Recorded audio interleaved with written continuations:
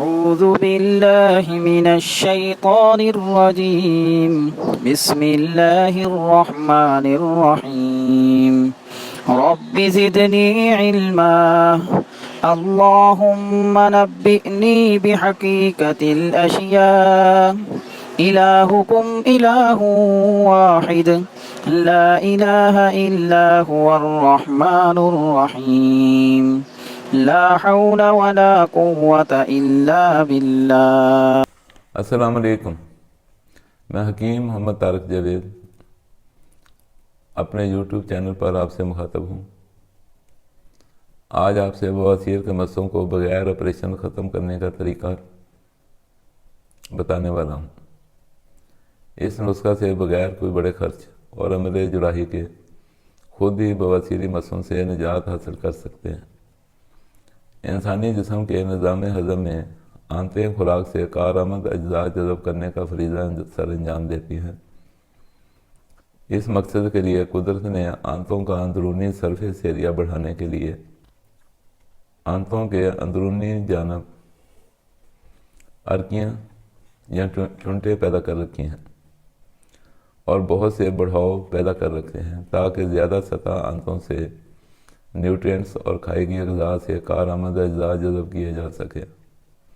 آنتوں کے اندر یہ بڑھاؤ یا زوائد بہت بڑی تعداد میں ہوتے ہیں.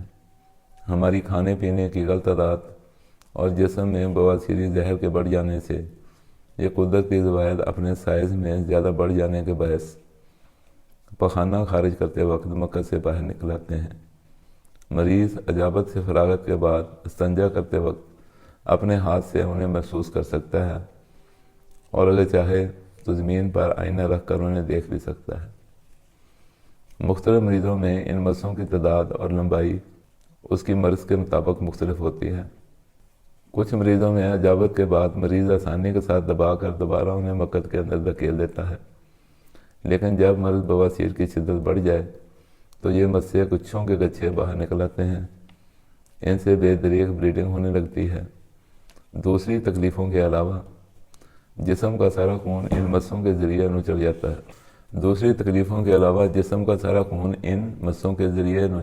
ہے. اب اس کا راج ہونا تو یہ چاہیے تھا کہ آنتوں کے ان زوائد، جنہیں انگریزی زبان میں ولائی کہتے ہیں، ان کے بڑھ جانے، سوزشناک ہو جانے اور ان سے ہونے والی بلیڈنگ کے اسباب کو ختم کیا جاتا. ان کے اسباب ختم کو کرنے کی بجائے عمل جراحی یا آپریشن کے ذریعے انہیں کاٹ پھینکنے کا آپشن اختیار کیا جاتا ہے. آنتوں میں ان زوائد یا بلائی کی تعداد اتنی ہے کہ انہیں گنا نہیں جا سکتا. چند بڑھ جانے والے زوائد کو کاٹ دیا جاتا ہے، اسباب موجود رہتے ہیں. تھوڑے عرصہ کے بعد پرانے بلائی کی جگہ پر نئے بلائی بڑھ کر مسوں کی شکل میں دوبارہ نمودار ہو جاتے ہیں. میں نے ایسے مریض بھی دیکھے ہیں جنہوں نے 4-5 مرتبہ آپریشن کو آ رکھے تھے لیکن پھر اسی تکلیف اور مشکل میں گرفتار تھے. سرخ مرچ کے متعلق ایسی کتابیں بھی موجود ہیں جو اس کے فوائد گنواتے نہیں تھکتی، لیکن یہ ماننے پر مجبور ہیں کہ سرخ مرچ، سبز مرچ اور لہسن بواسیر والے کے لیے زہر قاتل ہے.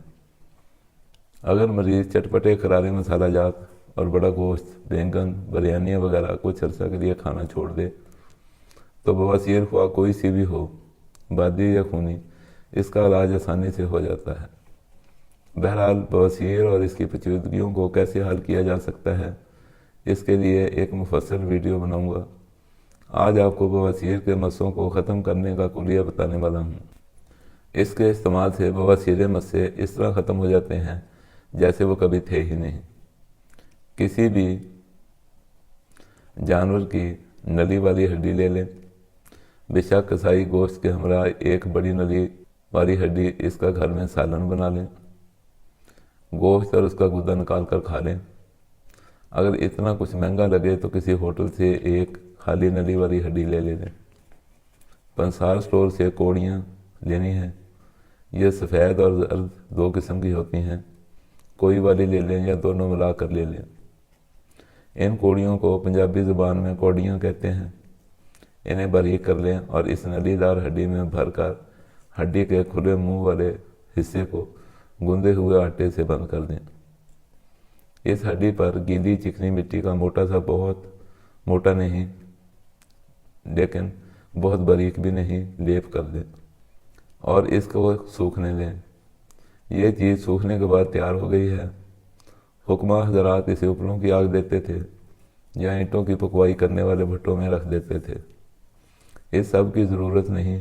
نان بائیوں کے روٹی لگانے والے تندور، خواہ گیس والے ہوں یا لکڑی والے، ان میں 1-2 دن کے لیے رکھ دیں۔ احتیاط کریں کہ مٹی کا لیپ ٹوٹے نہیں۔ ہڈی کے باہر لیپ شدہ مٹی سرخ ہو کر پکی اینٹ کی طرح ہو جائے گی، اور ٹھنڈا ہونے پر احتیاط سے توڑ کر ہڈی نکال لیں، اور اس ہڈی اور کوڑیوں کو جو اب خستہ ہو چکی ہوں گی پیس کر میدا کی طرح باریک کر لیں۔ آپ کی دوائی تیار ہو چکی ہے۔ عجابت کے بعد مغز کے راستے باہر آنے والے مسوں پر اپنے ہاتھ سے تھوڑی سی مل دیا کریں۔ تھوڑے عرصے میں مسے اپنا سائز کم کرنے لگیں گے اور آخر کار ختم ہو جائیں گے۔ افسوس اس بات کا ہے، معمولی خرچ اور معمولی محنت سے بننے والے اس پاؤڈر کو معالجین اور جراح حضرات نے اپنی کمائی کا ذریعہ بنا رکھا ہے اور بہت مہنگے داموں اور ضرورت مندوں کو فروخت کرتے ہیں۔ اگر تیزابیت والی اغذیہ سے پرہیز کر کے اس پاؤڈر کو استعمال کر لیا جائے تو بواسیری مسئلوں سے بغیر آپریشن مشکل جان چھوٹ جاتی ہے۔ میری آپ سے اپیل ہے، مخلوق خدا کو فائدہ پہنچانے کے لیے ہمارے چینل کو سبسکرائب کر لیں اور اسے زیادہ سے زیادہ شیئر کریں، کسی کا بھلا ہو جائے اور اس کار خیر میں آپ بھی شریک ہوں۔